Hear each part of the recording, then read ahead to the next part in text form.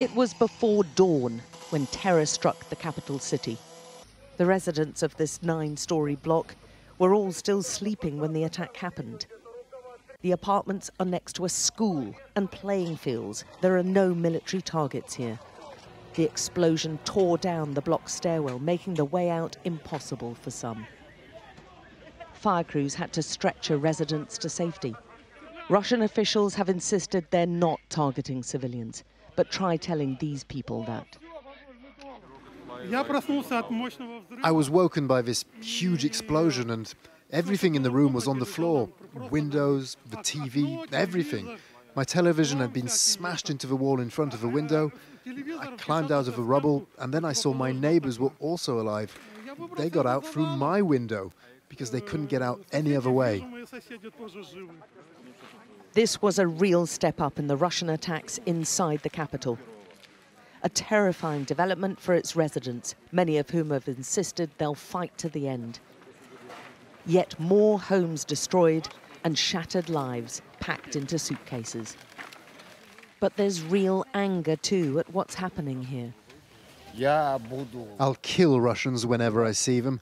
I carried my mother out with my bare hands. She's 84 years old. She was cut by glass, but she's alive.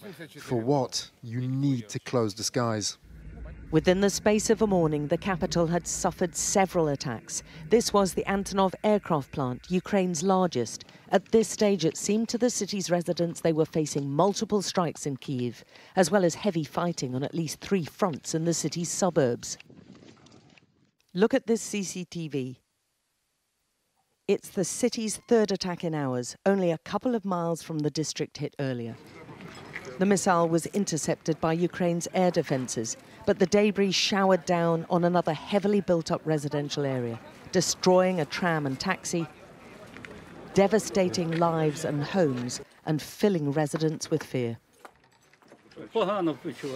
I feel terrible, he says, and then breaks down. He's full of rage and emotion.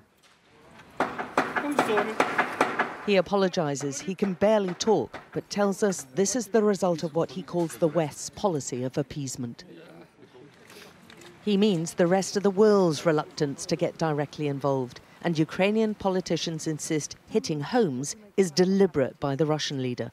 He can't win at our army.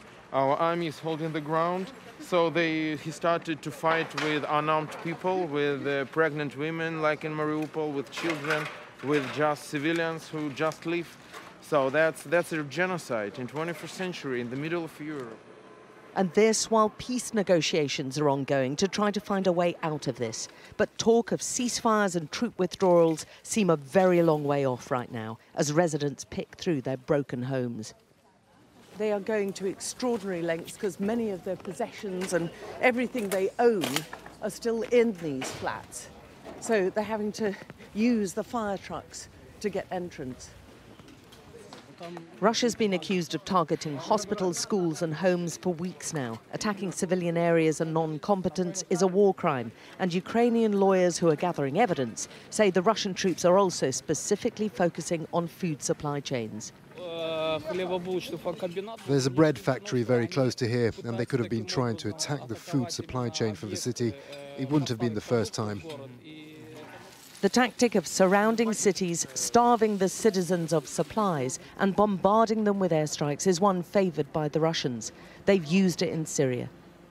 Now Ukraine, and specifically Kyiv, is in their sights, but they didn't reckon on this defiance and patriotism. They have to know we're strong, he shouts down. The world probably knows that by now. Alex Crawford, Sky News in Kyiv.